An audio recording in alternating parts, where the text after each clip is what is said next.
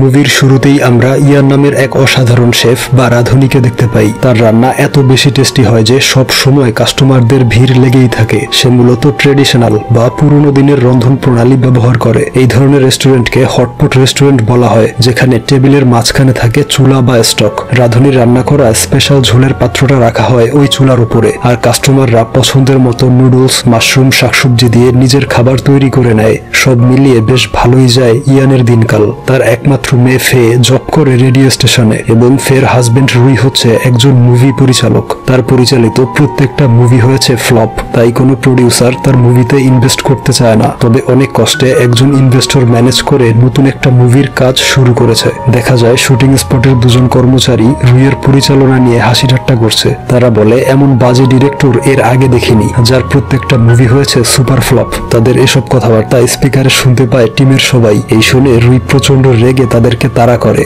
এরপর সে পরবর্তী scene shoot করবে একটা হটপট রেস্টুরেন্টে। তবে প্রোডাকশন ম্যানেজার বলে প্রডিউসার জানিয়েছে বাজেট স্বল্পতার কারণে রেস্টুরেন্ট ভাড়া নেওয়া সম্ভব নয়, তাই এই বিল্ডিংটাকে রেস্টুরেন্ট হিসেবে ব্যবহার করা যাবে। এটা হচ্ছে প্রোডাকশন হাউসের স্টোর রুম বা ওয়্যার হাউস। তার আগে এটা ছিল একটা হটপট রেস্টুরেন্ট। ভেতরে রেস্টুরেন্টের চেয়ার টেবিল সহ বিভিন্ন জিনিসপত্র রয়েছে। এ শুনে রুই রাজি হয় এখানে শুটিং করতে। বাড়ি ফিরলে দেখা যায় রুই থাকতো শ্বশুর বাড়িতে, এবং ভুলবশত মাঝে মধ্যে তার শ্বশুরকে ভাই বলে ডেকে ফেলতো। এই বিষয়টা একদম শেষে ক্লিয়ার হবে। তো এরপর দিন অফিসে আসলে জানতে পারে মুভির শুটিং বন্ধ থাকবে, কারণ প্রডিউসারের কোম্পানি আর্থিকভাবে অসচ্ছল হয়ে পড়েছে, তাই আপাতত ইনভেস্ট করতে পারবে না। মুভির বাকি অংশ কমপ্লিট করতে এখনো 1 মিলিয়ন ইয়ান প্রয়োজন। এই শুনে রুই প্রডিউসারকে ভয়েস মেসেজ পাঠিয়ে বলে আমি কিছু টাকা ম্যানেজ করে শুটিং শুরু করতে চাই। তখন লক্ষ্য করে দেখে তার কর্মচারীরা সেই ওয়্যার হাউসের জিনিসপত্র বের করছে। তারা জানায় প্রোডাকশন ম্যানেজার বলেছে এগুলো বিক্রি করে তাদের পাওনা মিটিয়ে নিতে। রুই বলে আমাকে কয়েকদিন সময় দাও, তোমাদের টাকা আমি পরিশোধ করব, তবুও এসব বিক্রি করে চলে যেও না। তখন কি নামের এক লোক এসে জানায় এই ওয়্যার হাউসটা যেই প্রোডাকশন হাউসের, তাদের কাছে বেশ কিছু টাকা পায়, তাই এসেছে জিনিসপত্র দখল করতে। এই শুনে রুই তাদের থামিয়ে বলে আপনারা ভুল তথ্য পেয়েছেন, এটা হচ্ছে একটা হটপট রেস্টুরেন্ট। বিগত কয়েক বছর ধরে আমি এবং আমার সহযোগীরা মিলে এই রেস্টুরেন্টটা চালিয়ে আসছি। এই শুনে রুইয়ের কর্মচারী মাও বলে আমি হচ্ছি শেফ। মেকআপ আর্টিস্ট রেন বলে আমি হচ্ছি ওয়েটার। আর ইয়ং নিজেকে রেস্টুরেন্টের কি পরিচয় দিবে তা বুঝে উঠতে পারছিল না। তখন কি বলে আমাদের ক্ষুধা লেগেছে, তোমাদের রেস্টুরেন্টে লাঞ্চ করব। এই শুনে রুই চিন্তায় পড়ে যায় যে এখন কি করবে, তাই সাইডে এসে একটা আইডিয়া বের করে। সেই আইডিয়া অনুযায়ী ইয়ং যায় অর্ডার নিতে। অর্ডারগুলো রুইকে বলে, আর রুই মাওকে পাঠায় অন্য এক রেস্টুরেন্টে। এভাবে তিনজন ওয়াকি টকিতে কানেক্টেড থেকে অন্য এক রেস্টুরেন্টের খাবার অর্ডার করে। মাও দৌড়ে দৌড়ে সেই খাবার নিয়ে আসে। তবে সে যখন মাত্রই ফিরে আসে তখন তারা আরো কিছু অর্ডার করে, তাই সে আবারও দৌড়ে যায় খাবার কিনে আনতে। এদিকে কি আরো কয়েকজন গেস্ট নিয়ে আসে। এই দেখে মাও মাথা ঠান্ডা করার জন্য পানি ঢালে, তারপর আবার দৌড় লাগায় খাবার আনতে। সেই খাবার সুন্দরভাবে সার্ভ করে কাস্টমারদের মাঝে।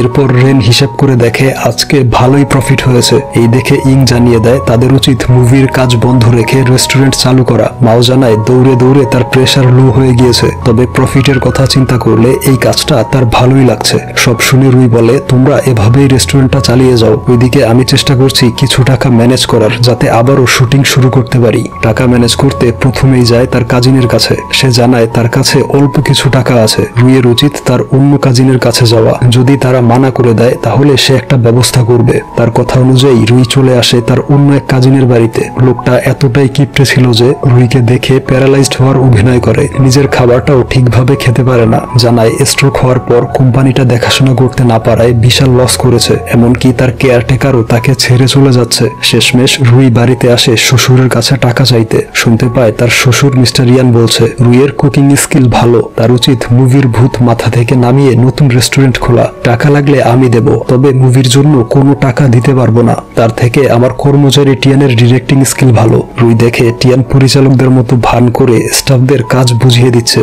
তো এরপর সে হতাশ হয়ে ওয়্যার হাউসে ফিরে আসে। স্টাফরা বলে এই কয়েকদিনে তারা ভালো টাকা ইনকাম করেছে। এভাবে বছরখানেক চললে মুভির সম্পূর্ণ খরচ রেস্টুরেন্ট থেকেই উঠাতে পারবে। আর যদি তারা নিজেরাই রান্না শুরু করে তাহলে হটপট রেস্টুরেন্ট কম্পিটিশনে অংশগ্রহণ করতে পারবে, যার উইনিং প্রাইজ হচ্ছে 1 মিলিয়ন ইয়ান।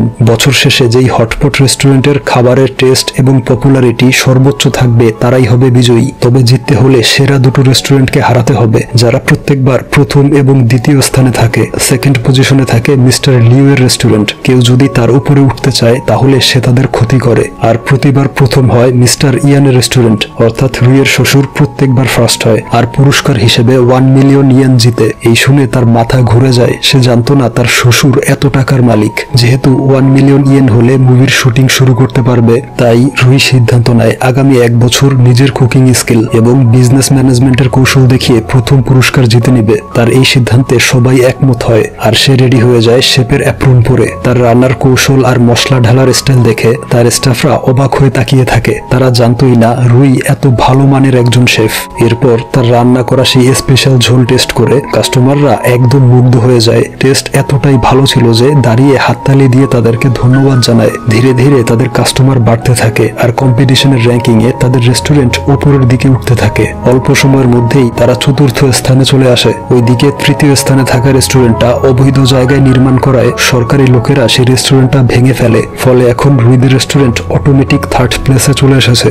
এরপর দেখানো হয় লিউ নামের এই লোকটাকে। সে হচ্ছে র্যাঙ্কিং এর দ্বিতীয় স্থানে থাকা রেস্টুরেন্টের মালিক। তার অ্যাসিস্ট্যান্ট জিজ্ঞেস করে, আপনি সেকেন্ড প্লেস নিয়ে এত হ্যাপি কেন? আমাদের উচিত ফার্স্ট প্লেস হওয়ার জন্য চেষ্টা করা। তখন লিউ জানায়, মিস্টার ইয়ং এর মতো একজন অভিজ্ঞ রাঁধুনিকে পেছনে ফেলা অসম্ভব, তাই আমি দ্বিতীয় স্থান নিয়ে খুশি আছি। ওইদিকে রুইরা গবেষণা করছিল যে কিভাবে দ্বিতীয় স্থানে থাকা লিউকে টপকে তারা দ্বিতীয় স্থানটা দখল করবে। মিটিং শেষ হতেই লিউ সেখানে হাজির হয়। বলে, আমার থেকে কেউ দ্বিতীয় স্থান কেড়ে নিতে পারবে না, দ্বিতীয় স্থানটা শুধু আমার। এই বলে তাদেরকে হুমকি দিয়ে চলে যায়। পরদিন রুই লক্ষ্য করে তার শ্বশুর ইয়ান রেস্টুরেন্টের প্রচারের জন্য লিফলেট বানিয়ে এনেছে। এই দেখে তার একটা দুষ্ট বুদ্ধি মাথায় আসে। বলে, আমার মুভি সেটে অনেক লোকজন রয়েছে, তাদের দিয়ে এগুলো বিলি করে দেব। এই বলে সেগুলো নিয়ে কেজি দরে বিক্রি করে দেয় আর নিজের রেস্টুরেন্টের জন্য অনেকগুলো লিফলেট বানিয়ে আনে। এরপর তার মুভির কয়েকজন ব্যাকআপ ডান্সারকে হায়ার করে পোস্টার বিলি করার জন্য। তারা শহরের অলিগলি থেকে শুরু করে সব জায়গায় বিলি করে। এমনকি তারা আকর্ষণীয় ড্রেস পরে খাবার সার্ভ করে এবং নেচে গিয়ে উৎসব মুখর পরিবেশ তৈরি করে। কাস্টমাররা এতটাই এনজয় করে যে সেই ডান্স রেকর্ড করে সোশ্যাল মিডিয়ায় পাবলিশ করে দেয়। ভিডিওগুলো ভাইরাল হয়ে তাদের রেস্টুরেন্ট আরো পপুলার হয়ে ওঠে, যার ফলে খুব দ্রুতই তারা দ্বিতীয় স্থান অধিকার করে। আর এই খবর শুনে লিউ রেগে গিয়ে অ্যাসিস্ট্যান্টকে বলে, লোকজন রেডি করো এবং পরিচয় গোপন রেখে রুইয়ের রেস্টুরেন্টে টেবিল বুকিং করো। তবে সেই ফোন কল পেয়ে রেন বুঝতে পারে লিউ লোকজন নিয়ে রাত 9টায় আসবে আক্রমণ করতে। রুই বলে, আমাদের উল্টো প্ল্যান করতে হবে। সেই প্ল্যান অনুযায়ী 9টার আগেই সমস্ত কাস্টমার বিদায় করে দেয়। দুজন ডান্সারকে সেই রেস্টুরেন্টে পাঠায়। তারা ইনফরমেশন দেয় যে লিউ রেস্টুরেন্ট থেকে লোকজন নিয়ে বের হয়েছে, বাকিরা ছিল রাস্তায়। তারা গাড়ি পিছু করে লিউদের লোকেশন জানায়। এদিকে রেন সামনের জঙ্গলে লুকিয়েছিল। সে বলে এখনই তারা ভেতরে ঢুকবে। ঠিক তখন রুই একটা নাটক সাজায়। তার মুভির ফাইটিং সিনের জন্য কিছু নকল কাচের বোতল এনেছিল। সেগুলো একটার পর একটা ইয়ং এর মাথায় মারে আর বলে, আমার কাজে যে বাধা দিবে তার অবস্থা ঠিক তোমার মতোই হবে। এই শুনে ভয়ে লিউর অবস্থা খারাপ হয়ে যায়। তখন রেন এসে অভিনয় করে বলে, রুই খুবই ভয়ঙ্কর লোক, আমি তার সাথে নয় আপনার রেস্টুরেন্টে কাজ করতে চাই। এই শুনে রুই মাওকে বলে, ওকে ভেতরে নিয়ে বন্দি করে রাখো। এরপর লিউয়ের দিকে এগিয়ে গেলে সে বলে, আমার পকেটে অস্ত্র আছে। ঠিক তখন রুইয়ের নকল বন্দুকটা নিচে পড়ে যায়, যেটা কিছুক্ষণ আগে মাও বের করেছিল তাদেরকে ভয় দেখাবে বলে। রুই বলেছিল এটা দেখতে একদম খেলনা বন্দুকের মতো, তবে এখন সেই বন্দুকটা দেখেই তাদের অবস্থা খারাপ হয়ে গিয়েছে। লিউ অস্ত্র বের করার বদলে লাভ সাইন এঁকে বলে, তুমি খুব ভালো মানুষ, আমরা তাহলে যাই। তবে রুই তাদেরকে আরো ভয় দেখানোর জন্য নকল বোতলগুলো নিজের মাথায় ভাঙতে থাকে। এতে ভয়ে সে প্রায় কান্না করে দিচ্ছিল। তখন তার অ্যাসিস্ট্যান্ট পাশের ঝুড়ি থেকে একটা বোতল নিয়ে বলে, এটা আপনার মাথায় ভেঙে দেখিয়ে দিন, আপনি কত সাহসী। তবে সেই বোতলটা ছিল রিয়েল, তাই মাথায় মারতেই প্রচন্ড ব্যথা পায়। মাও বলে, এভাবে মারুন। এই দেখে লিউ তার অ্যাসিস্ট্যান্টের মাথায় ভাঙতে গেলে তাকে রেখে সবাই পালিয়ে যায় আর রুই একের পর এক নকল বোতল নিজের মাথায় ভাঙে, যা দেখে লিউ ভয়ে অজ্ঞান হয়ে যায়। এরপর ইয়ান জানতে পারে আর্টিস্ট হটপট নামের একটা রেস্টুরেন্ট লিউকে পেছনে ফেলে দ্বিতীয় স্থানে চলে এসেছে। তবে সে জানতো না যে ওই রেস্টুরেন্টটা তার জামাই রুইয়ের। হঠাৎ করে নতুন একটা রেস্টুরেন্ট কিভাবে দ্বিতীয় স্থানে চলে আসলো তা জানার জন্য কর্মচারী টিয়ানকে যেতে বলে সেই রেস্টুরেন্টে। বের হওয়ার সময় রুইয়ের সাথে দেখা হয়, অর্থাৎ তাদের কথাবার্তা রুই বাহির থেকে শুনছিল। তারপর টিয়ান রুইয়ের রেস্টুরেন্টের সামনে এসে দেখে সাইনবোর্ডে লেখা রয়েছে ফিউনারাল সার্ভিস, যেখানে মৃতদেহের শেষকৃত্য অনুষ্ঠিত হয়। তখন মাও ছদ্মবেশে এসে ফোনে কেউ একজনকে বলে আর্টিস্ট হটপট রেস্টুরেন্টটা সোজা 200 মিটার সামনে। এই শুনে সেখানে এসে দেখে ইয়ং একটা ছোট্ট কার্ট পরিচালনা করছে। তাকে জিজ্ঞেস করে ওই রেস্টুরেন্টের বিষয়ে। ইয়ং বলে, যেদিক দিয়ে এসেছেন সেদিকে 200 মিটার গেলেই সেই রেস্টুরেন্টটা দেখতে পাবেন। এই শুনে টিয়ান তার সাথে বাজি ধরে যে ওইখানে কোনো রেস্টুরেন্ট রেস্টুরেন্ট নেই, সেখানে রয়েছে একটা ফিউনারাল সার্ভিস। এরপর সেখানে এসে প্রমাণ হিসেবে একটা সেলফি তুলে নেয়। তখন ভিন্ন ছদ্মবেশ নিয়ে মাও তার পাশে দাঁড়িয়েছিল। হঠাৎ তাকে দেখে সে ভয়ে তার কোলে উঠে পড়ে। মাও তাকে নিচে নামিয়ে একজন মৃত মানুষের ছবি আনতে ভেতরে যায়। টিয়ান তার পিছু পিছু ভেতরে ঢুকে পড়ে। এই সুযোগে রেন বেশ কিছু অ্যাক্টরকে নিয়ে আসে। তারা মূলত টিয়ানকে ভয় দেখানোর জন্য এসব করছে। এদিকে মাও বলে আজ সেই রেস্টুরেন্টে সদ্য মৃত এক ব্যক্তির প্রার্থনা করা হবে। তারপর তাকে নিয়ে যায় প্ল্যান মোতাবেক সাজানো রেস্টুরেন্টে। টিয়ান ভেতরে ঢুকতেই দেখে সবাই ভয়ঙ্কর ভাবে তার দিকে তাকিয়ে আছে। এরপর মৃত ব্যক্তির ছবিটা দেখে তার অবস্থা খারাপ হয়ে যায়, কারণ ছবিটা ছিল তার নিজের। তখন ইং ভয়ঙ্কর হাসি দিয়ে তার কাছে বাজির টাকা চায়। এতে ভয়ে সে জ্ঞান হারিয়ে ফেলে। ইয়ান তার কথা কিছুই বুঝতে পারছিল না, তাই রুইকে বলে সিসিটিভি ফুটেজ কালেক্ট করতে। দেখতে চায় টিয়ানের সাথে কি ঘটেছিল। দেখা যায় রুই একজন অ্যাক্টরকে এনে টিয়ানের মতো ড্রেস পরিয়ে শুটিং করায়। এরপর সিসিটিভি ফুটেজ এডিট করে ইয়ানকে দেখায়, যেখানে টিয়ানের মতো দেখতে সেই অ্যাক্টর ভেতরে ঢুকেই ওয়েটারের মাথায় বোতল ভাঙে। এরপর রেনের সাথে বাজে আচরণ করে। এসব দেখে টিয়ান হতবাক হয়ে যায়, নিজের চোখে বিশ্বাস করতে পারে না। এরপর এক রাতে ইয়ান নিজেই চলে আসে সেই রেস্টুরেন্ট ভিজিট করতে। আর এই প্রথম জানতে পারে দ্বিতীয় স্থানে থাকা রেস্টুরেন্টের মালিক রুই। সে বলে, ভুলে যেও না, নিজ হাতে তোমাকে রান্না করা শিখিয়েছি। আমার থেকে প্রথম স্থান কেড়ে নেওয়া এত সহজ হবে না। রুই বলে, আপনিও ভুলে যাবেন না, আপনাকে মৃত্যুর মুখ থেকে বাঁচিয়েছি। আমার জন্যই আপনি বেঁচে গিয়েছিলেন, আর কম্পিটিশনে আমি ফার্স্ট হব। এই শুনে ইয়ানও তাকে চ্যালেঞ্জ দিয়ে চলে আসে। তারপর থেকে তারা পুরো দমে রেস্টুরেন্ট পরিচালনা করে ফার্স্ট হওয়ার জন্য। রুই রাতভর ডান্স শো এর আয়োজন করে, আর ইয়ান আয়োজন করে ম্যাজিক শো এর। এভাবে তাদের মধ্যে কম্পিটিশন চলছিল। এমনকি বাড়িতে লাইট জ্বালানো আর নিভানো নিয়েও কম্পিটিশন চলে তাদের। এরপর রেজাল্টের দিন দুজন চিন্তিত হয়ে অধীর আগ্রহে অপেক্ষা করে। শেষমেশ ঘোষণা করা হয় রুইয়ের রেস্টুরেন্ট চ্যাম্পিয়ন হয়েছে। তখন বাহিরে এসে দেখে অগণিত আতশবাজি ফোটানো হচ্ছে। এসব করেছে লিউ। সে তাদেরকে অভিনন্দন জানায়। তখন 5 বছর অতীতের কিছু ঘটনা দেখানো হয়। একদিন রুই ইয়ানের রেস্টুরেন্টে খেতে গিয়েছিল। সেদিন ইয়ানের গলায় খাবার আটকে যায়। এই দেখে রুই প্রাণপণ চেষ্টা করে তাকে বাঁচিয়ে নেয়। এরপর থেকে তাদের মধ্যে ভালো সম্পর্ক তৈরি হয়। তারা একে অপরকে ভাই বলে ডাকতো। ইয়ান তাকে এতটাই ভালোবাসতো যে তার সিক্রেট রেসিপি এবং রান্না করার কৌশল রুইকে শিখিয়ে দেয়। তবে একদিন ইয়ানের মেয়ে ফেইকে দেখে তার প্রেমে পড়ে যায়। এরপর তাদের বিয়ে হয়। গল্পটা আবারও বর্তমানে চলে আসে। সেই আতশবাজির ঝলকানি ব্যালকনিতে দাঁড়িয়ে দেখছিল ইয়ান। রুইয়ের এই সফলতায় সে খুব খুশি ছিল। পরদিন রুইয়ের অ্যাসিস্ট্যান্টরা বলে, যেহেতু আপনি আবারও মুভির শুটিং শুরু করবেন, তাই শুটিং এর জন্য আমরা চাই নতুন একটা সেট বানাতে। এত যত্ন করে দাঁড় করানো রেস্টুরেন্টে অ্যাকশন সিনের শুটিং করে নষ্ট করতে চাই না। এই শুনে রুই অনুমতি দেয় অন্য কোথাও শুটিং স্পট তৈরি করতে।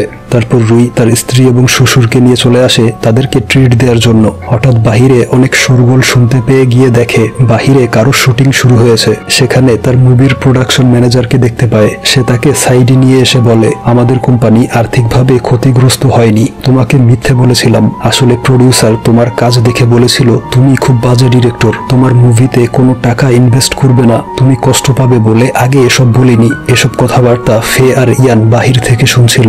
সে বাহিরে এসে নিজেকে কন্ট্রোল করার চেষ্টা করলেও স্ত্রীর মুখের দিকে তাকাতেই ইমোশনাল হয়ে যায়। এরপর বেশ কয়েকদিন খুব মন খারাপ করেছিল। একদিন ইং ফোন করে বলে নতুন শুটিং স্পট কমপ্লিট হয়েছে। এই শুনে রুই সেটা দেখতে আসে। জানতে পারে তার স্ত্রী আর শ্বশুর মিলে নিজের হাতে সবকিছু ডেকোরেট করেছে। তার প্রতি এই ভালোবাসা দেখে সে প্রচন্ড খুশি হয়। তবে জানায় মুভি তৈরি করার মন মানসিকতা হারিয়ে ফেলেছে। ইয়ং বলে, তাহলে এটাকে আমাদের রেস্টুরেন্টের দ্বিতীয় ব্রাঞ্চ হিসেবে ওপেন করব। তখন লিউ হাজির হয় ফুল নিয়ে। সে ভেবেছিল রুই নতুন আর একটা রেস্টুরেন্ট খুলেছে। আসলে এটা যে শুটিং এর জন্য তৈরি করেছিল তা সে জানতো না। তখন কয়েকজন কাস্টমার আসলে লিউ তাদেরকে বসতে বলে। যেহেতু রেস্টুরেন্ট শুটিং এর জন্য বানানো হয়েছিল, তাই রান্না করার কিছুই ছিল না। এজন্য আগের মতো মাও অন্য রেস্টুরেন্ট থেকে খাবার আনতে যায়। একজন কাস্টমার কিছু খাবার অর্ডার করে যা সেই রেস্টুরেন্টে ছিল না যেখানে মাও গিয়েছিল, তাই তারা চলে যাচ্ছিল। তখন লিউ তাদেরকে বসিয়ে খাবার আনতে চলে যায় তার নিজের রেস্টুরেন্টে। এভাবে সারাদিন দৌড়ঝাঁপ করে মাও আর লিউর প্রেসার লো হয়ে যায়। তারা হসপিটালে চলে আসে স্যালাইন নেয়ার জন্য। এরপর ইং তাকে জিজ্ঞেস করে শুটিং কবে থেকে শুরু হবে। সে কোনো উত্তর না দিয়ে বাড়ির দিকে চলে যায়। নিজের প্রতি বিশ্বাস হারিয়ে ফেলেছে সে। তখন লক্ষ্য করে তার স্ত্রী ফে তার পাশে পাশে হাঁটছে। সে জিজ্ঞেস করে, তুমি এখানে কি করছো? ফে বলে, জিজ্ঞেস করতে এসেছি যে এখন কি করবে, কি সিদ্ধান্ত নিলে। রুই বলে, মাঝে মধ্যে কিছু সিদ্ধান্ত সময়ের উপর ছেড়ে দেওয়া উচিত, দেখা যাক সময় আমাদের কোথায় নিয়ে যায়। ফে বলে, যেখানেই নিয়ে যাক আমি সব সময় তোমার পাশেই থাকবো। এরপর 1 বছর কেটে যায়। বর্তমানে শুটিং এর জন্য বানানো রেস্টুরেন্টটা কাস্টমারে জমজমাট হয়ে উঠেছে। তখন ইং এসে জানায়, এবছর হটপট রেস্টুরেন্ট কম্পিটিশন শুরু হবে কয়েকদিনের মধ্যে, নিয়ম কানুন আর প্রাইস আগের মতোই থাকবে। রুই বলে, তাহলে আমাদের দুটো রেস্টুরেন্টই রেজিস্টার করে ফেলো, এবারও প্রথম পুরস্কার আমরাই জিতবো। এর কয়েকদিন পর রুই জানায় সিদ্ধান্ত নিয়েছে আবারও শুটিং শুরু করবে। তবে ইং বলে, আমাদের দুটো রেস্টুরেন্টই কম্পিটিশনে লড়ছে, তাই শুটিং শুরু করতে চাইলে নতুন আরেকটা সেট বানাতে হবে। এই শুনে রুই বুঝে যায় তার মুভি তৈরি করা হবে না। তার অ্যাসিস্ট্যান্টরা এখন চায় রেস্টুরেন্টের এই ব্যবসা চালিয়ে যেতে। আর এখানেই মুভিটির সমাপ্তি ঘটে।